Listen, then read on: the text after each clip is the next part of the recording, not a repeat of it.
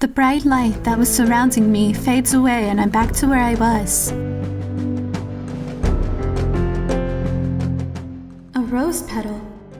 The rain turns into rose petals and starts to pour down on us. What on earth has happened? Not being able to grasp the situation, I look around, holding strongly onto the hand of Alfred, who was still lying on the ground. The roses, once turned black, are now fresh and lively. Alfred. Alfred. A voice comes from nowhere. It's a faint, yet gentle sound. Rosa passed. Slowly opening his eyes, Alfred mutters the name. This is... Alfred opens his eyes wide as a completely different scene is opened out before him. Thank you, Alfred. Rosa passed. Is it you? Alfred, feebly lying on the ground, stretches his hand out to the fluttering rose petals. The very moment one of the red petals lands on Alfred's palm. I open my eyes, which I had closed from the bright flash, to see Alfred trying to sit up. Alfred! I look into his face in a haste. He was in a fatal condition a minute ago. You mustn't move. I'm fine. I'm all right now. Cecilia, did you give Rosa past our blood? I... give our blood? Cecilia, your blood mingled together with Alfred's and fell on my petals and stems. On you, Rosa passed? When I kissed and embraced him after confessing our love for each other. I saw one rose blooming as if to cuddle up to Alfred. The blood from our wounds blended together and dripped down on that rose. So, you mean our blood saved you, Rosa passed? Yes. Thank you for saving me, Cecilia. I'd like to thank you too, Cecilia. Alfred smiles gently. I didn't intend anything, but I'm glad that I could save Rosa passed. So, is everything fine now? Yeah, that's right. All we have to do is... Nodding, Alfred stands up to glare at the entrance of the rose garden. Jack is standing there, startled. No way, he's back to life again. Do the roses have such a miraculous power? Curious, Jack approaches Rosa passed. Get your filthy hands off of her! Alfred slashes off Jack's hand, reaching for Rosa passed with the bullwhip. Ouch! It really hurts, damn it. You were almost dead, but now back in an even better shape. Looks like I'm at a disadvantage. Jack suddenly turns around. In this case, he who fights and runs away lives to fight another day, right? Whoa, you guys really hate me, huh? Following Jack's gaze, I see Rupert walking towards us. As Rupert sees Jack with us, who are all covered with wounds, he turns his cane immediately into a rapier. I was always suspicious about you, but I'd never imagined that vampire hunters would find their way into this hotel. You've caused so much trouble to us. Saying so, Rupert thrusts the rapier to Jack's throat. Shoot! You can finish him, Alfred. Sure. Nodding, Alfred points his bullwhip at Jack. What do you want me to do? Finish you in one blow? Or take my time to torture you? The eyes are so glassy and scare me as heck. I don't want either of them. Alright then. I'll kill you with one blow. Alfred readies the bullwhip with an evil grin on his face. Just then... What's... It feels like a strong wind is blown through the garden. He's got a friend. He should be. Danny, you are the best dude. The next moment, Daniel is standing at the entrance with Jack. What happened? He was so fast that I couldn't catch anything at all. Cecilia, see ya. You've got to be more serious. Daniel tugs Jack, who is waving his hand to me with a broad smile at the entrance, and starts running away. No, Danny, not this way. Go left. Shut up and run! He really needs a punishment. Disgusted, Rupert walks out of the rose garden to chase the pair. Don't you have to go, Alfred? Rupert should take care of them. Anyways, what are you going to do? Huh? You can still make it, can't you? Just when Alfred says so, the bell starts ringing. Day 11. Until I heard the bell, I had completely forgotten about my situation. At this rate, you'll become a vampire. Are you okay with it? Alfred. Alfred comes closer to me, who is forced to make the decision. Cecilia, take this. Alfred holds out a rose petal to me. This is... If I drink the evening dew on this rose before the bell finishes ringing, everything will be back to the way it was. I see glittering dew sitting on the petal. If you drink this, you can stay the way you always have been. No matter if you're a human or a vampire, my love for you would never change. I love you. I love the Cecilia that I've known, and I will come to know. Alfred! With Alfred's words, that proves he thinks about me more than any other thing. My heart overflows with feelings for him. I want to stay together forever like this. As I try to tell him how I feel, Alfred's lips seal mine. The bell has stopped ringing, and only the sound of a gentle night breeze envelops us. Alfred, Madam, here you are. Calls with an unfamiliar, polite way of speaking. I turn around to find Raymond standing with a mischievous grin. I see Alfred next to Raymond. Raymond, you are teasing me, aren't you? You don't have to speak to me like that. I would have to, ma'am. You are the most precious woman to the heir of our hotel. All right, that's enough. So, what's going on? You two are together, so... We're going to meet a tiresome... Raymond hits Alfred on the head to shut him up and talks to me. Ahem. I guess it's about time I stopped teasing you. We are meeting our important guest now. I see. Good luck, Alfred. Rupert has escaped outside the castle, so I have no choice.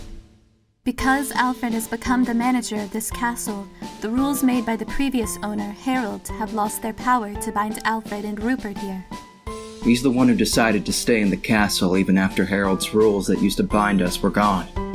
I'm telling him to do his job as long as he's going to live here, but if I'm gonna have my precious time to spend together with you taken away anymore, I should really decide what to do with him. Oh, are you sure you want to talk about him that way? I thought you were happy that Rupert's staying here. I don't really care if he's gone or not. I remember Rupert's excited smile when he was informed that Harold's rule was gone. And your excited smile when Rupert decided to stay here. Both of your smiles are imprinted in my mind. Cecilia! As I say in a big smile, Alfred's face comes closer to mine. Suddenly having my lips sealed, I open my eyes wide. The best punishment for the cheeky lips is sealing them. Alfred! What? You aren't getting enough? He frowns in pain as he tried to come closer to me again. Raymond, with a disgusted expression, is pulling Alfred's tie from behind. Don't flirt in front of me. Come. Making sure Raymond walks away after letting the tie go, Alfred looks at me again. You must go, or he'd strangle you again. I'll finish my job and be back soon. Wait for me in my room. Sure. Nodding, I walk out to the hallway. A shortcut to Alfred's room is... I start thinking while walking to his room, though it's meaningless. The rose garden has regained its power as Rosapast has come to life again. The castle, living with Rosapast life energy, also has become lively and started to play pranks on us every day. If the whole arrangement changes every day like this, I would even get lost like Daniel. Alfred has become the manager of this hotel, and his days are busy. Many things have changed since then. However, I haven't.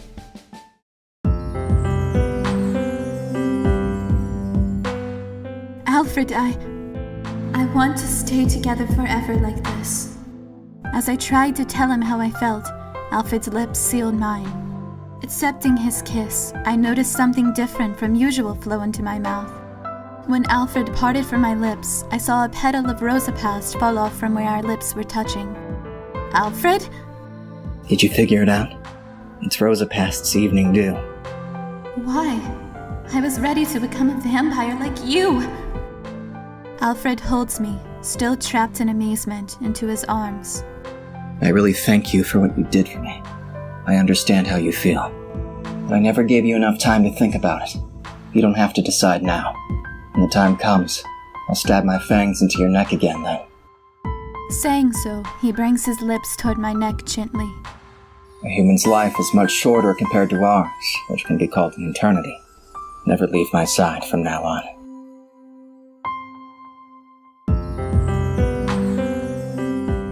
Through the good offices of Alfred, I am now living a life still as a human. I keep walking down the hallway while remembering Alfred's words on that day. Oh, today isn't the prank day. You've taken me into consideration today. I get to Alfred's room faster than I expected. Alfred? I look around in the room to see Alfred nowhere. He must be busy meeting his guest. At the moment, I stand by the window, thinking what I should do until Alfred comes back. Somebody holds me suddenly from behind, and of course, I know who it is. My lips trying to call his name are sealed by Alfred. Not being able to breathe with his hot and deep kiss, I am too weakened to stand on my own. No warning? It's not fair. Now that Alfred doesn't desire my blood, he desires me passionately instead, and expresses his love to me in a more straightforward way. Alfred holds me even tighter as I sink down to the floor. He picks me up in his arms and carries me to the bed. Cecilia. Having laid me on the bed, Alfred settles his body over mine as if to fall upon me.